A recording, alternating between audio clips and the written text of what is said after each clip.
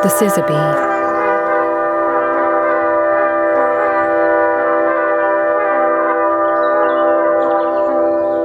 You are Britain's tiniest little bee, and sometimes we might mistake you as a fly.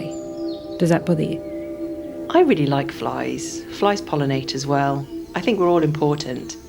What I don't like is when people try and swap me away. I don't like that very much. So we've actually called you a scissor bee. Do you know why that is? It's because the male has little scissor-like projections on the base of its abdomen, and it helps it, when it's cold or when it's nighttime, to cling onto the inside of the harebells and the bellflowers, so it can have a little rest and a sleep. But you don't have those as a female? No, we just go back to our nest where it's all nice and cosy. When might we see you on the wing? When it's nice and warm. I like June, July and August, when the weather is fine and it's not much rain. What happens to you in the winter? So I lay my eggs in the summer months, and then I provision those eggs with pollen. Then my babies hibernate, either as larvae or cocoons, and then they come out the following summer.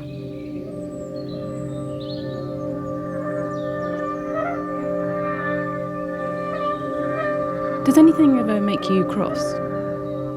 When people cut down my nest, I like to nest in standing wood, and humans don't seem to like it very much. They think it's messy, but we really like messy environments to live in, us insects. Do you ever fight with other bees? No, I'm a flower lover, not a fighter. Do you choose your mate, or does he choose you? Well, the males kind of hang around waiting for us to emerge. But then we do choose which one we like the look of the best. So I go on scent, pheromones, but I also like to look at how big he is, or the colour of his body, or if his wings are in good condition. So what would be a good colour?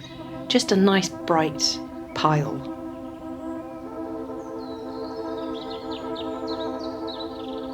Would you say you're a good parent? Very good. I spend quite a lot of my day collecting pollen to provision my nest so that my young have lots to eat. So when you collect pollen, how do you carry it? Is it quite heavy? How does it work? So I've got bristles on my legs that help me collect the pollen from the harebells, which are my favourite food. Then I do a little shuffle and I get that pollen onto my belly, and then I carry it back to the nest. And what's the difference between pollen and nectar? Nectar is the sugary liquid that fuels my flight, whereas pollen is really high in protein and really good for feeding my young. And so how do you collect nectar? I just drink it.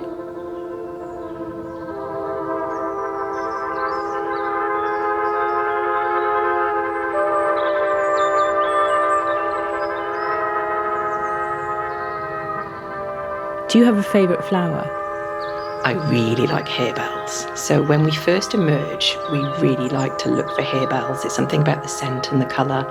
But as we get older, we can eat other flowers as well. So we go for other bellflowers, sometimes geraniums. I quite like sheep's bit. As a solitary bee, where do you like to live? I really like old dead standing wood. I like old fence posts. I like anything with little beetle holes in it, which I can use as a nest. Some humans are building sort of bee hotels with bamboo sticks and things, and we're sort of building them for you. Would that be somewhere you'd like to live? I like to use those when there's not much natural structures around that I can use. So yeah, carry on. They're good homes for us. What would you say is your best feature?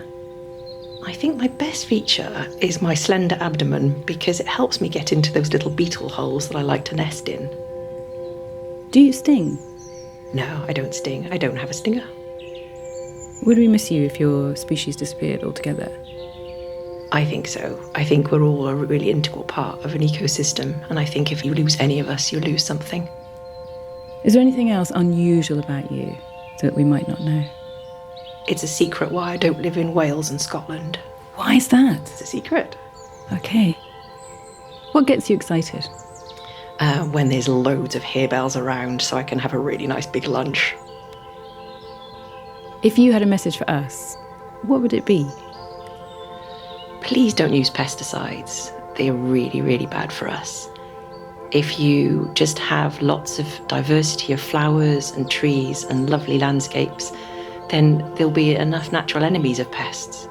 Things like ladybirds and lacewings and hoverflies, they're the superheroes of the natural enemies of pests.